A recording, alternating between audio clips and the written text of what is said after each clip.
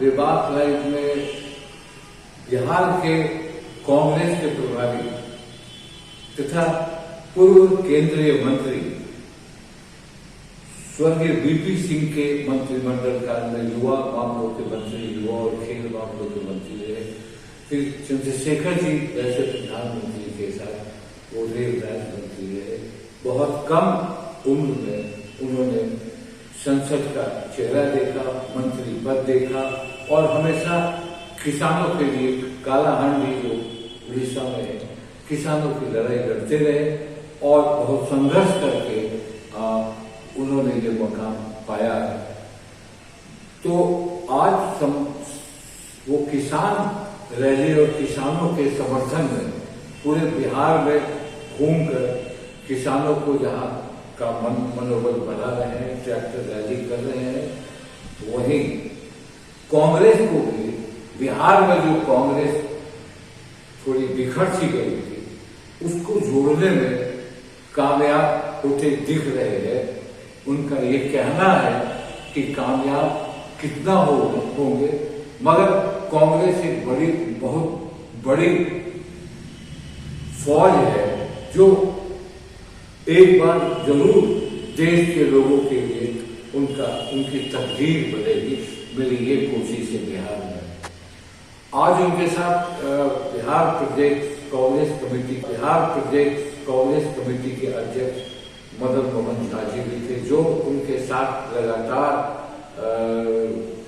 हर एक जिलों का दौरा करके किसानों के आंदोलन का समर्थन करते हैं और कहते हैं कि सरकार कुछ बोल दे, हम किसानों के साथ हैं, थे और रहेंगे, कभी उनसे अलग नहीं होंगे। ये उनका सपोर्ट हमारे दल के तरफ से हमेशा बरकरार रहेगा।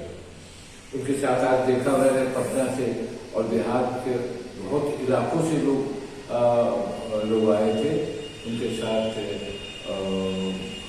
आनंद माधव जी भी थे, अनिल शर्मा जो पूर्व प्रदेश अध्यक्ष रहे, वो सारे लोग थे और स्थानीय विधायक अजीत शर्मा जो कांग्रेस के सीएलपी के नेता भी है, वो भी देखे।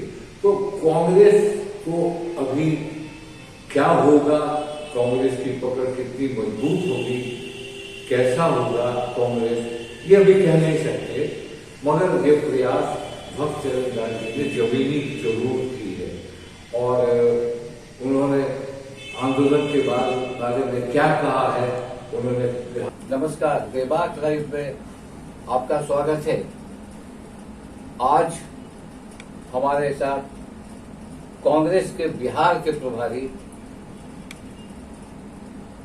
तथा केंद्र में कई बार मंत्री रहे और आज कांग्रेस को रिवाइव करने के लिए बिहार में इनका एक प्रयास जमीनी हो रहा है, जो बहुत दिनों के बाद देखने को मिला कि कांग्रेस थोड़ी जमीनी सतह पे आना चाहती है। मामला कुछ भी हो, किसान चाहे हो, मगर डोर टू डोर कांग्रेस अब घूमने लगी, जिससे लोगों में एक अल्टरनेटिव जो होता है वो दिखने लगा। तो भक्त चरण दास जी मेरे बगल में है। नमस्कार। मदन जी हैं प्रदेश के अध्यक्ष कांग्रेस के। तो भक्त चरण दास जी, आप तो बहुत कम उम्र में एमपी हुए, 30 साल जब आपका था उस वक्त आप एमपी हुए। काली हांडी में आपने बहुत काम किया, किसानों के लिए काम किया और बहुत कम उम्र में ही आपको जनता पार्टी में जब आपने चुनाव जीता वहां से काली हांडी से, तब आपने पहली अपनी इनिंग शुरू की मंत्रिमंडल में, आपको जगह मिला और आप युवा मामले के मंत्री हुए, खेलकूद के मंत्री हुए।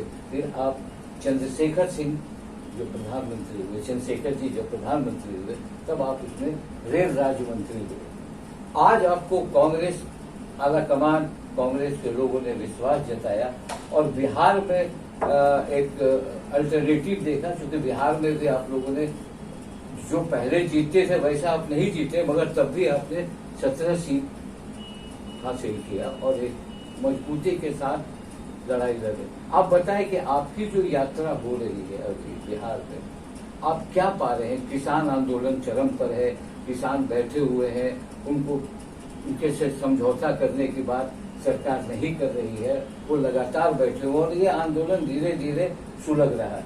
आपको क्या लगता है कांग्रेस कैसे रिवाइव करेगी? किसान आंदोलन को लेकर रिवाइव करेगी या फिर आप कोई नया सिस्टम डालना चाहते हैं?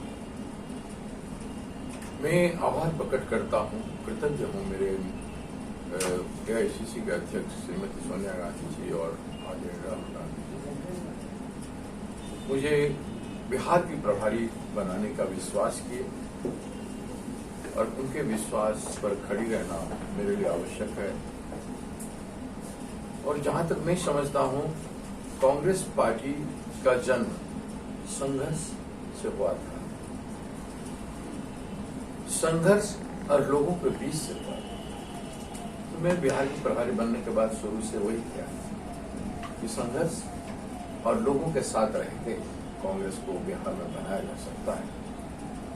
तो बिहार में कांग्रेस बनेगा संघर्ष और लोगों के बीच से, जिन बिंदुओं पर, जिन मूल्यों पर कांग्रेस आजादी के संघर्ष लड़ी और कांग्रेस के पूर्वजों ने जवाहरलाल नेहरू जी, लाल बहादुर शास्त्री, श्रीमती इंदिरा गांधी जी,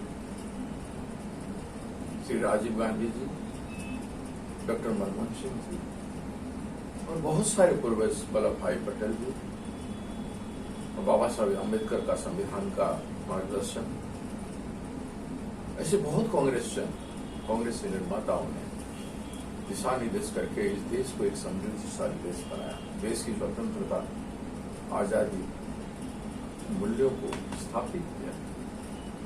आज जो भी पिछले 70 साल में जो आनुष्ठानिक संस्थागत जो वैल्यू कांग्रेस पार्टी ने बनाया था, लोगों को स्वतंत्र, व्यक्ति और समूह को जो स्वतंत्रता दिया था, जो आजादी दिया था और जो इंस्टीट्यूशन को दिया था, आज सब खतरे में पड़ गए। आज जो तुलना है, आप इमरजेंसी उसके सामने कुछ भी नहीं। यहां आपको लगेगा कि दो ऐसे व्यक्ति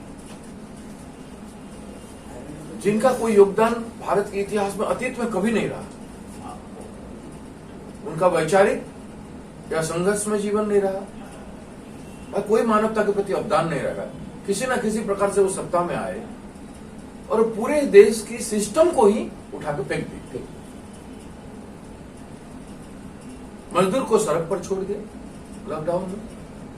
और आज किसान बैठा हुआ है 3 महीने से, कई किसान मर चुके हैं, उनके दिल में दर्द देखें, ये बेदर्द लोग हैं।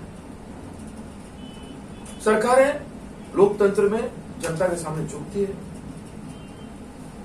ये सरकार नहीं झुकना चाहती, वो झुका देती है। इनका मनसा सब स्पष्ट झुकाना रहता है। और स्वार्थ क्या है?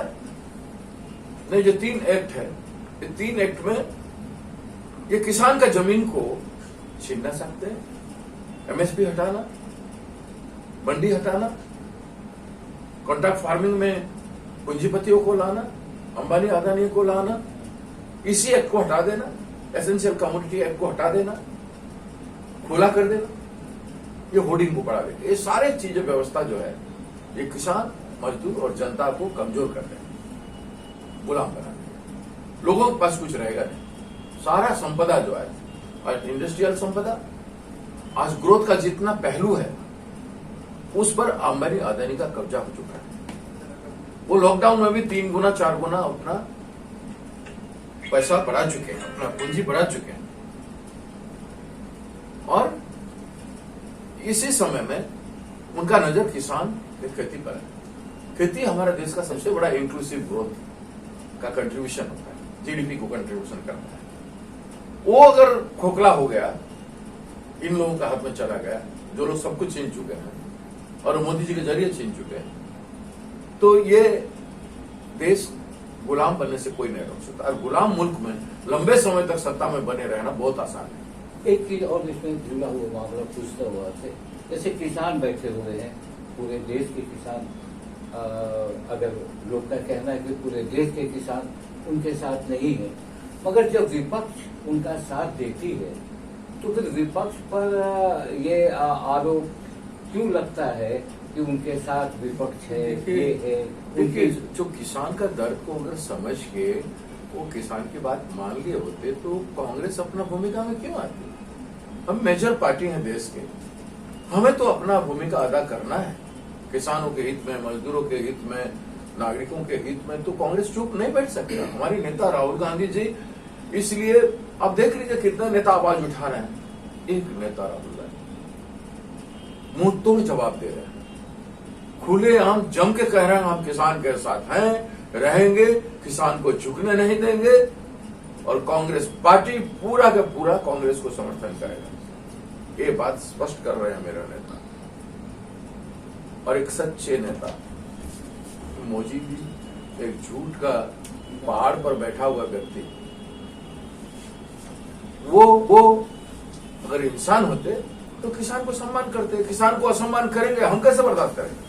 कांग्रेस कैसे बर्दाश्त करेगी? तो अब वो कुछ भी कह सकते हैं, उनकी बातों का कोई नहीं है, लोग उनका बात को समझ चुके आप हैं। तो किसानों की समस्या से बहुत समय से जुड़े रहे हैं तालाहरदी में, और आप इससे आने से पहले वकालत भी करते थे और बहुत सारी चीजों को जुड़े। तो आप इन चीजों को, जैसे आज मैंने देखा जितने भी किसान संगठन के लोग हैं सबसे आप बात कर रहे हैं, सब लोग आ रहे हैं पार्टी लेवल के ऊपर। देखिए, मैं जिन जिन जिला जा रहा हूँ, जो लोग कोई पार्टी में नहीं है और किसान के साथ जुड़े हैं, अतीत में लोगों के मानवता के सवाल पर लड़ाई कर रहे हैं, ऐसे सभी लोगों को बुला के कई जिलाओं में मैंने बात कर लिया। वो सब लोग सड़क पर आने के लिए तैयार हैं। तो अब मैं आपसे ये तो आपका आंदोलन किसान का, ये आपका बहुत तेजी से चल रहा है, मैं भी देख रहा हूँ। और इसी तरह के ग्राउंड लेवल की बात जब होती है कांग्रेस में तो ये बड़ी बात होती है, अच्छी बात होती है। मैं अब थोड़ा बिहार के कांग्रेस पर आपसे बात कर रहा हूँ, चूंकि आप प्रभारी हुए। बिहार में कांग्रेस एक समय सबसे बड़ी पार्टी थी और उस पार्टी का जब हम अकेले चुनाव आप लड़ते थे तो आप बड़ी पार्टी को बनते। ठीक है, आज गठबंधन का दौर है, गठबंधन में आप आते। बिहार के कांग्रेस को आप कैसे पटरी पर लाएंगे? जब नेता सड़क पर आ जाए, संघर्ष पे उतर आए, बाकी क्या बाकी बच जाता है, पटरी पर आगे। हर जिले में दौरा हो रहा है, आंदोलन हो रहा है, लड़ाई हो रहा है, बड़े जनता सत्याग्रह चल रहा है और सभी लोग शामिल हो रहे हैं, A to Z लीडर, तो पटरी पर आएंगे। तो ये एक अच्छा संकेत है और बिहार के कांग्रेस को एक मजबूत कांग्रेस बनाने में आप लगे हैं और हम लोग कामना करते हैं कि किसान आंदोलन में देखिए, बिहार की जनता के लिए बिहार की कांग्रेस मजबूती से काम करे। ये ऐतिहासिक भूमि बिहार, ये भागलपुर ऐतिहासिक स्थल है, पौराणिक स्थल है, इनकी गाड़ी में जितना कहा जाए कम है। यहाँ पर आज भी लोग बहुत मेहनत करते हैं, आज भी लोगों की कंट्रीब्यूशन भारतवर्ष के लिए कम नहीं है। तो ऐसी स्थिति में यहाँ के लोगों का भी इस आंदोलन में बहुत बड़ा योगदान रहेगा और आप 6 महीने में देखोगे बिहार की राजनीतिक माहौल, बिहार की राजनीतिक नक्शा बदल चुका है। भागलपुर आपका कांग्रेस का लड़ रहा है हमेशा से, भगवत झा आजाद यहाँ से जीतते रहे, शिवचंद्र झा लोग यहाँ। अभी आपका अलग जगह रहे अजीत शर्मा जो भागलपुर के विधायक हो गए। क्यों भागलपुर में कभी कांग्रेस प्रत्याशी उतारने की बात नहीं होती? चूंकि भागलपुर में कांग्रेसी माइंडेड जो है डिफ्लेक्ट करके किसी दूसरे पार्टी में चले गए। कांग्रेस के सभी लोग कांग्रेस में काम कर रहे हैं और जो लोग चले गए हैं उनमें से ज्यादातर लोग जो काम करने वाले हैं, जो कांग्रेस जिनके दिल में है, वो सब लोग वापस आने वाले हैं। चलिए, आपको बहुत धन्यवाद। अभी आपने भक्तचरण दास जी की बातें मेरे साथ सुनी, बात में कुछ उत्साह दिखता है, बात उनके बात में कांग्रेस को एकजुट में, हर एक ग्रुप को एकजुट में लाने की बात होती है। चूंकि वो और बात करना चाहते थे, उनकी एक रैली है अभी 11 बजे रामनगर में, किसानों की रैली है, पंचायत है, वहां उनको जाना था, इसलिए बात और आगे नहीं हो पाई। इसलिए मैं उनको धन्यवाद देता हूं, नमस्कार करता हूं। आप लोगों को नमस्कार करते हुए निवेदन करता हूं कि आप अधिक से अधिक इसको लाइक करें, शेयर करें, सब्सक्राइब करें और हमारे परिवार का इसको मजबूती प्रदान करे। नमस्कार।